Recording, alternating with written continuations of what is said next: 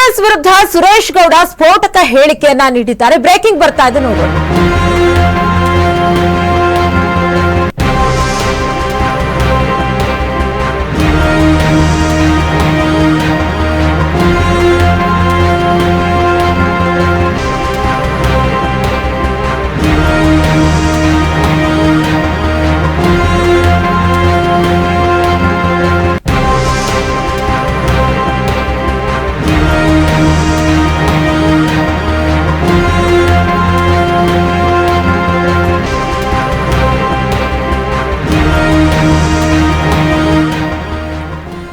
Prajwal pen drive case ಕೋಲಾಹಲ ಮೂಡಿಸಿದೆ. ಈ ಕೇಸ್ನಲ್ಲಿ 3ರಿಂದ 4 ಮಂದಿ ಆತ್ಮಹತ್ಯೆ ಎನ್ನುವ ಮಾಹಿತಿ ಕೂಡ ಲಭ್ಯವಾಗಿದೆ.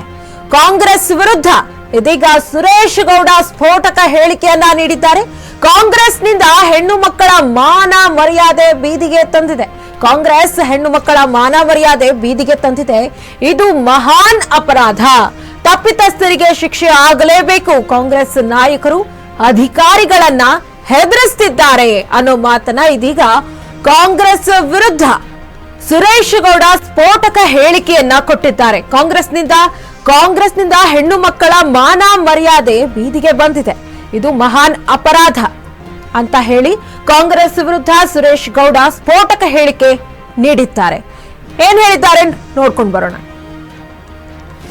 ಜೊತೆಗೆ ಸರ್ಕಾರಿ ಅಧಿಕಾರಿಗಳು ಎಷ್ಟು ಜನ ಹೆಣ್ಮಕ್ಳು ಸಂಸಾರದಲ್ಲಿ ಬಿರುಕುಬಿಟ್ಟಿದೆ. ನಮಗೆ ಇರ್ತಕ್ಕಂಥ ಮಾಹಿತಿ ಪ್ರಕಾರ 3-4 ಸೂಸೈಡ್ಗಳು ಆಗಿದೆ ಅಂತಕ್ಕಂಥದ್ದು ಸಹ ಬರ್ತಾ ಇದೆ.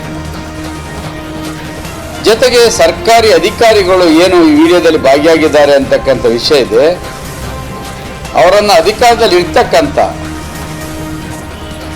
ಈ ಪಕ್ಷದ ಮುಖಂಡರುಗಳು ಅವರ ಕಚೇರಿಗೆ ಅವರವರ ಜಾಗಕ್ಕೆ ಕರೆದು ಅವರ ಹಣಕ್ಕೋಸ್ಕರ ಬೇರೆ ಅವರ ಉಪಯೋಗಿಸ್ಕೊಳ್ಳೋಕ್ಕೆ ಬ್ಲ್ಯಾಕ್ ಮೇಲ್ ನಡೀತಾ ಇದೆ ಅಂತಕ್ಕಂಥದ್ದು ಸಹ ಒಂದು ಆಪಾದನೆ ಇದೆ. ಎಷ್ಟು ಜನ ಹೆಣ್ಮಕ್ಳು ಸಂಸಾರದಲ್ಲಿ ಬಿರುಕುಬಿಟ್ಟಿದೆ.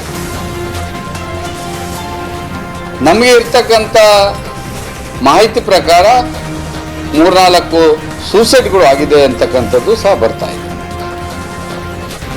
ಜೊತೆಗೆ ಸರ್ಕಾರಿ ಅಧಿಕಾರಿಗಳು ಏನು ಈ ವಿಡಿಯೋದಲ್ಲಿ ಭಾಗಿಯಾಗಿದ್ದಾರೆ ಅಂತಕ್ಕಂಥ ವಿಷಯ ಇದೆ. ಅವರನ್ನು ಅಧಿಕಾರದಲ್ಲಿ ಇರ್ತಕ್ಕಂಥ ಈ ಪಕ್ಷದ ಮುಖಂಡರುಗಳು ಅವರ ಕಚೇರಿಗೆ ಅವರವರ ಜಾಗಕ್ಕೆ ಕರೆದು ಅವರ ಹಣಕ್ಕೋಸ್ಕರ ಬೇರೆ ಅವರ ಉಪಯೋಗಿಸ್ಕೊಳ್ಳೋಕ್ಕೆ ಬ್ಲ್ಯಾಕ್ ಮೇಲ್ ನಡೀತಾ ಇದೆ ಅಂತಕ್ಕಂಥದ್ದು ಸಹ ಒಂದು ಆಪಾದನೆ ಇದೆ. ಎಷ್ಟು ಜನ ಹೆಣ್ಮಕ್ಳು ಸಂಸಾರದಲ್ಲಿ ಬಿರುಕುಬಿಟ್ಟಿದೆ.